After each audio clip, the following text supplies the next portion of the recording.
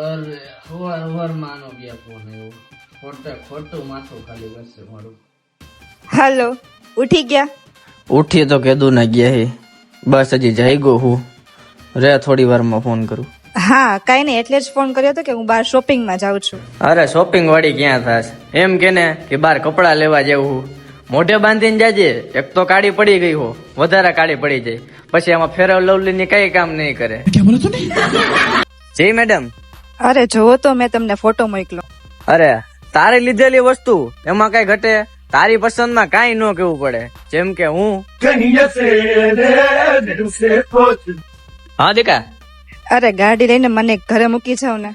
હું આખો જે ગાડી ગોતી ગોતીને મરી ગયો, મને કોઈ ગાડી દેતું નથી. હું છેલ્લે રિક્ષામાં આવ્યો અને તું ગાડીની વાત કરસ.